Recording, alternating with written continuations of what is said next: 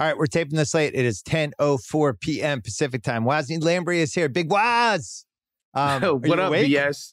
Yes, I'm awake. That was an exciting game, Bill, that we just watched between the Clippers and the Jazz. Yeah, so we're going to talk Clippers Jazz first, and then we'll go into the Nets Bucks game, which was the weirdest playoff game of 2021. Utah Clips, Mitchell, 37. His last 13 games, he's averaging almost 35 a game in the playoffs. His last 13 playoff games with over 50, 45, 90, all the splits and stuff. And it's funny, Dwayne Wade bought a piece of the Jazz because when you watch Mitchell, there's a lot of Wade 2.0 stuff going on. No Mike Conley tonight. He got to do his whole on the show thing. Then the Clips tried to adjust. They tried to shut it down. Utah made 23s and they win. But the Mitchell Wade thing, I was thinking about it a lot today. What do you see? What do you think of that comparison? You know, I think it's an apt comparison, but the difference is that while D Wade was a guy who would live at the free throw line, which is I thought what Donovan Mitchell would progress to, but instead he's gotten his efficiency better by just becoming a knockdown, pull-up, three-point shooter, right? Like in the first quarter, he's coming off of screens completely clean and just rising and firing, and it's pure. It's not even touching the rim. D Wade obviously was never that level of shooter, but yeah, he combines the ability to dribble past some of the best players in the world, which is like Kawhi Leonard and Paul George, et cetera, with a pure jump shot. I never thought he would be able to get his jump shot to this level, but you can't leave this dude open.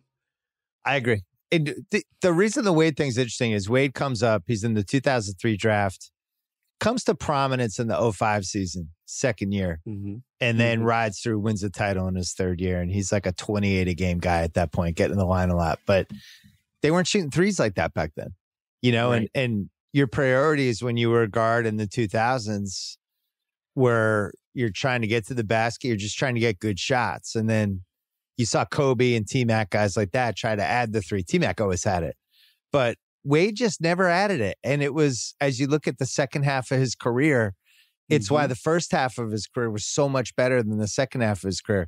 Mitchell was somebody that I always thought was just going to be like a feast or famine 3-point shooter. It seems like something has shifted with that, where I'm starting to think it's going in when he's shooting it. I didn't always feel that way. I always felt like he was more of a heat check three guy. But now, man, if he adds that inside-outside game and the power and the athleticism he has, the Clippers basically had to play Beverly in the second half, even though he's a zero offensively, just to try to get some sort of handle on the Mitchell thing. But yeah, I think the evolutionary Wade thing, which people have been talking about that for 2 years. You're really feeling it. And the thing is, if he's evolutionary Wade, if that's like in motion right now, that changes what I think about their ceiling as a title team, right? Because you think like, well, they don't have the superstar. Stars win titles. What happens if they play this team? What happens if they go against that team? But in your mind, I hate to have the hacky sports talk conversation, but he's not a superstar. But he's kind of more than a star now. He's like a tweener between those two worlds is where I have him now. Do you have him higher?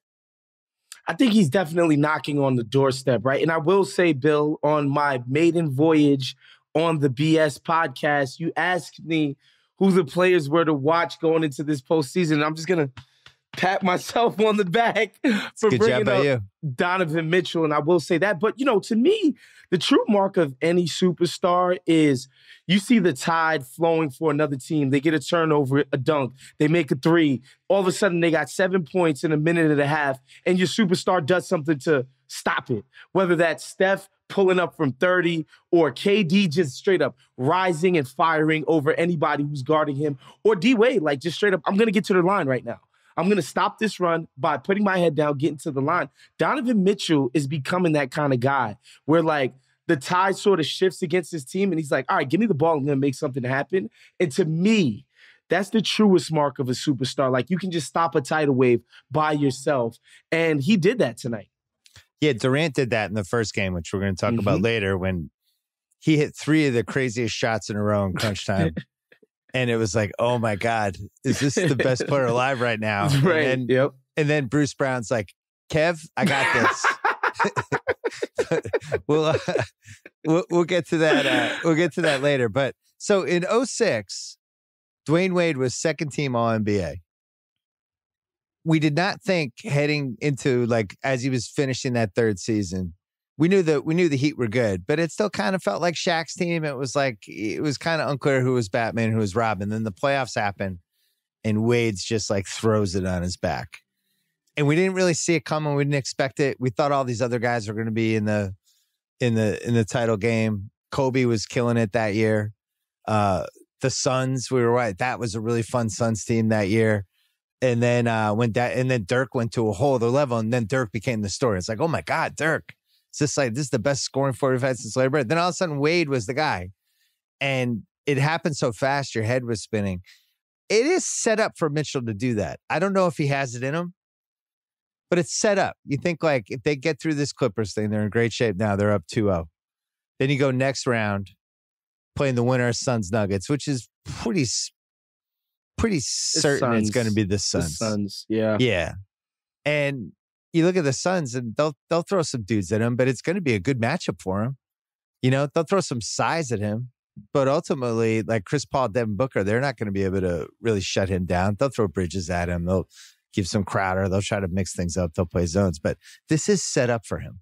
And I think he smells it a little bit. That's the sense I'm getting through my TV set.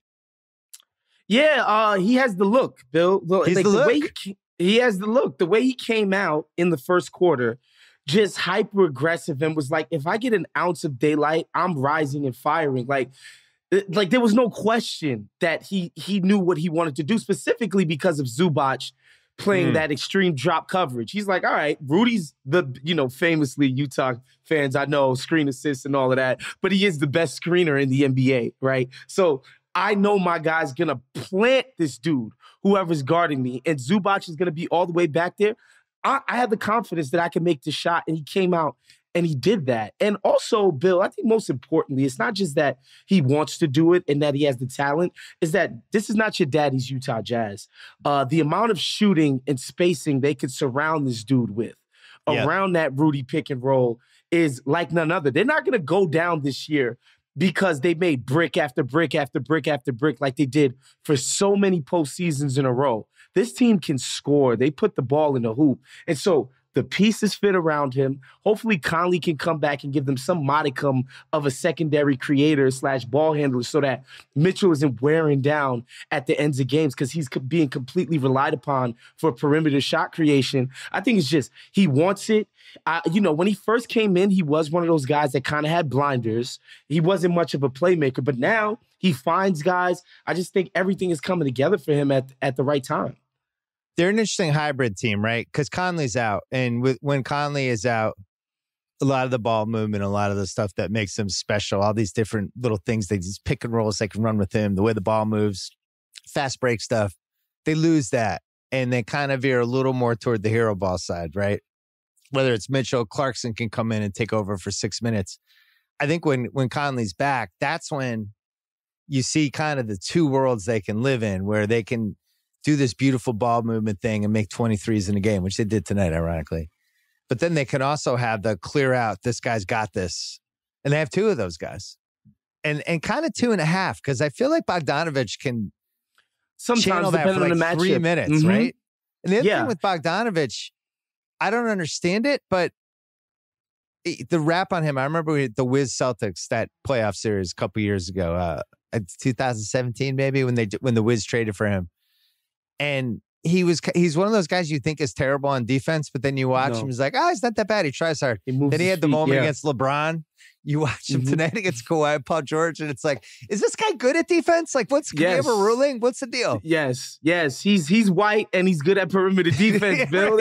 Let's just say it. God damn it. He's a white boy who can stay in front of people. And, I think it's important that we do talk about Utah's defense, because our guy, Rob Mahoney, tweeted at halftime. He was like, look, this is illustrative of the kind of defense that Rudy can play even against perimeter-based teams. Like, one, they were scared shitless of going to the hoop against Rudy. We got to give him his credit for that, because I, for one, was somebody who was skeptical about his ability to play a team like the Clippers, like, a Brooklyn potentially, where they got guys who can fire off the dribble from long range. And Rudy is getting out on guys. And then, of course, like, How many pump fakes did DeMarcus Cousins take today? Like, it was ridiculous. Like, guys get down there and just want no parts of him. And you can see it mostly.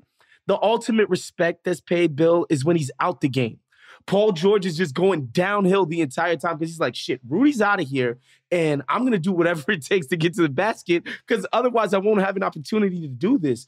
And so I got to give Rudy his props for just the level of defense that he's playing out there. Obviously, I wish he'd make a layup or two and catch the ball every now and again. This is too much, Rudy. I'm going to throw up now. This is just too much, Rudy Gobert.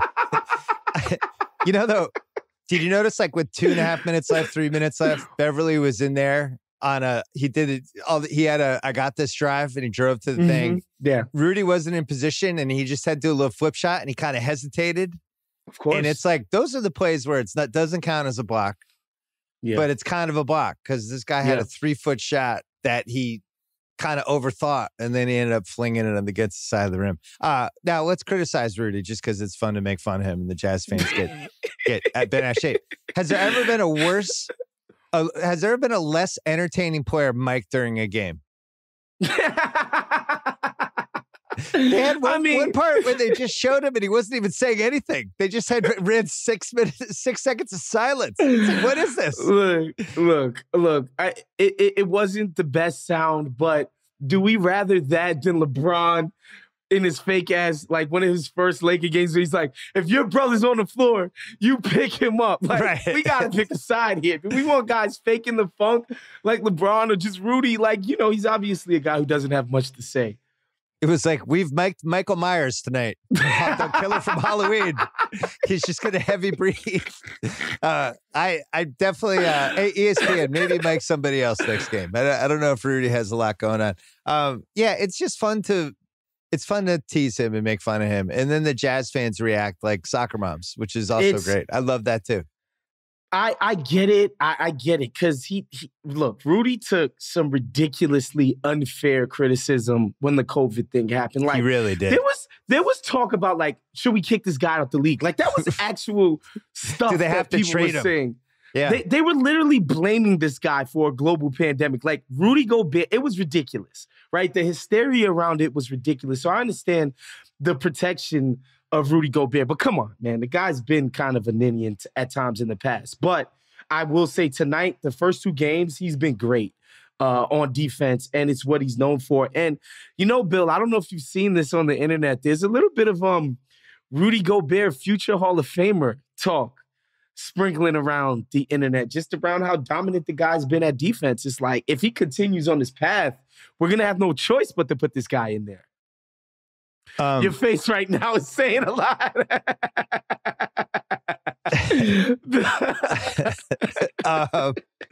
Hold on. Let me gather my thoughts. So, the Hall of Fame, they're just letting everybody in now. Unfortunately, it's like if you made a couple all-star teams and played in the finals, you get to be in. That's just where we're going with it. So I'm not surprised that people think he might be making it. All right, so for Gobert to be a Hall of Famer, they have to make the finals, and they probably have to win. And then you can at least set up some sort of Ben Wallace situation. That would be the path. I never thought when I was putting together my pyramid for my book, Ben Wallace did not make the top 100. I'm not even sure he made honorable mention for me. Now he's in the Hall of Fame. Gobert, I think, would have to win the finals. And I'm not willing to entertain this conversation until that happens. I just wanted to throw that out there for you, Bill. That's all. Just teeing you up. That's all. Wait, can we talk about the Clips for a second? They get absolutely. We have to. They get 56 from Reggie Jackson and Paul George tonight. Kawhi has 21. And then nobody else shows up. They're down 2-0, second series in a row. 2 games coming back in LA Saturday and Monday. And for some reason, I'm not scared for them yet. I didn't like some of the lineups they played. I don't really totally understand. Like, once again, Terrence Mann played 1 minute. Yeah, what's happening with that? I don't get that. I thought we already learned our Terrence Mann. You should play him less. He's good. Yeah. Beverly played 21. I have no idea why Cousins played at all. He played 11 minutes. I'm not sure why he's out there. I think eventually they're going to settle into small ball's the way to go, but they seem there was 10 Luke Kennard minutes again today. I don't really understand how they fell off the we know who our best 7 guys are thing. I thought we left the Dallas series saying, all right, we got it. These are our 7 guys. And now it seems like it's in flux again.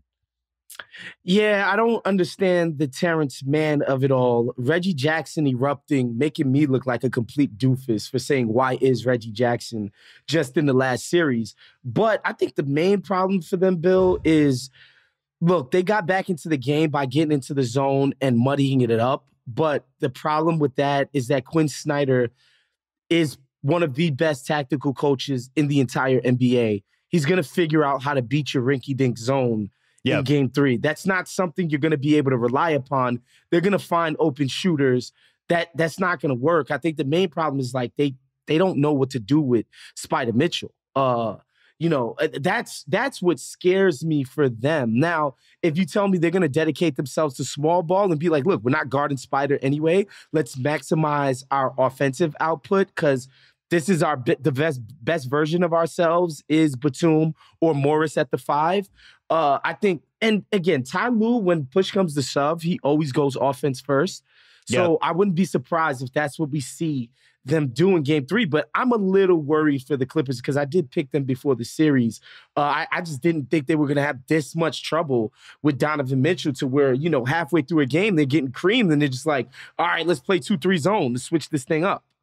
Remember when Paul George was good at defense? Yes, I do. That was kind of his calling card in the early 2010s where we were like, wow, this is for creating something in a lab to guard LeBron. It's him and Kawhi. These are the 2 prototypes. Feet. Yeah. Like, man, this guy's an amazing defender. And now we have 2 series in a row where the other team has somebody who can't be stopped. And Paul George's coach never seems to go, oh, put Paul George on him. Maybe Paul George is the answer. I guess, is he just an offensive player now? What happened? I don't want to say he's just offense because I think he's still good on help side and stuff. But these jitterbug kind of guys, these super quick first step kind of guys, I don't think he's good at. I think somebody like like Jason Tatum, where it's like, all right, I can stay in front of you and I just have to give a great contest. Okay, cool. I'm good with that. But like keeping these little quick dudes, no, I don't think Paul George has that in him anymore. Or, especially not somebody who combines the quickness with the strength that Donovan Mitchell does. I wonder, who do you think their best lineup would be ultimately against this Jazz team? Because I mean, the best lineup includes Serge Ibaka, but he's hurt. Fair. So, I think because he would be the one being like, all right, Rudy, you like literally actually have to guard me out to 3-point range. And so now my guys can get a freaking clear path to the basket. And defensively, we know what Serge Ibaka can do when he's around the rim. He doesn't have the quick feet anymore, but he's still pretty good contesting around the rim. They just don't have that right now. So I think that's something that should be said. But as it stands, to me, you got to go with George, with Mann, with Kawhi, with Morris, and probably Batum. Like that's probably. But Reggie Jackson probably has to be out there instead of Batum or Morris, right? See, I would take Morris out. To me, with Morris, is this the Celtics thing coming out? No, but Morris, in the first hour, if he has it or not. He didn't have it tonight. That's fair. And I was surprised he was out there in the fourth quarter instead of some of his other choices. I think they need Mann against Mitchell. I think Mann's actually built to guard Mitchell. And putting Beverly out there, for a variety of reasons, I don't like. It didn't happen tonight, but Beverly also has the capacity to get some sort of dumb flagrant foul. Create some sort of incident. He's too much of a wild card for me in a playoff series. I don't trust him. I don't trust him to use good judgment. At least with Mann, he's just going to D up and, do his thing. And it's not like he's like the fear, coming into the season and even last season was that Mann couldn't be a playoff player because teams would just completely sag off of him and he'd be a zero on offense. But he's made his open shots this postseason, right? Like, sure, he hasn't historically been the best of shooters, but he's made a decent portion of shots that would, legitimately warrant him getting these big playoff minutes. But I think Lue is he's gonna do it. He's somebody who is, if anything, he's not a Budenholzer who we'll get into in the next segment, but like he's gonna try different stuff in game 3. I just worry that the Mitchell thing is giving them problems, even though he's even a little bit hobbled now. I don't think they're done. Nah, they're not. We've learned in these playoffs, especially, don't overreact. I think with Suns Nuggets, the Porter piece of it, where Porter just hasn't looked right the whole series and it clearly physically is having issues. I'm not sure they could have beaten Phoenix anyway, but if Porter's not 100%, that to me, the Nuggets are a cross-off because from a talent standpoint, and you know what's funny? In football, I always know better, right? If the team that looks good in round one against somebody who's not that good, and you kind of know in round two, all right, you know, now they're playing a real team, like how are they going to look? And in basketball, the Denver-Portland series, the reality is I don't think either of those teams were very good. Teams were very good, no. And I agree with you. Denver at, basically they're not full strength. They just got Will the Thrill back. And, the Porter thing has to worry everybody. Like the only reason they have Denver is because as our homie John Hollinger said, he was working with Memphis at the time. He said, quote, Porter Jr. had the worst medical I've ever seen. Yeah. That's what he said. The worst medical I've ever seen. So when he's playing the way he is, and, I get that the coach, Michael Malone, I guess he doesn't like to be called Mike. What's up with that, Bill? I don't understand that. We'll call you what we want, Mike Malone. Mike Malone comes out and says his back is fine. He's fine, which I think is, he's kind of just... If you're warming up in the heating pad, your back is not fine. Yeah. If you're before a game, you have a heating pad on the quarters, you're shooting threes, you're not fine. I have a bad back. I know what it's like. That's a troubling sign for me. So your only other potential one-on-one threat, by the way, one-on-one threat is hobbled. And they're just loading up on Joker at this point. Yeah. Like, they're just like, we're going to let the Pizziolo Campazzo beat us from deep. And that's it. They're taking them out of the series. So, yeah, the Nuggets are a shell of what they were supposed to be, what we envisioned when they first did the Gordon trade, and they looked like absolute world beaters, and they, to me, were the second best team in the West after a healthy Lakers. It's tough to watch them against Phoenix just getting buried. I talked myself into the Nuggets just because Jokic was so great. I'm like, he had reached he'll figure it out. Right. But the thing is, the Suns have enough to throw at him that if Porter's not 100%, that's not look good. The Clips, though, I do think could come back. Yeah, they are. I think they will. They'll probably win game 3. And then game 4 will be the showdown Monday night. We'll see what happens.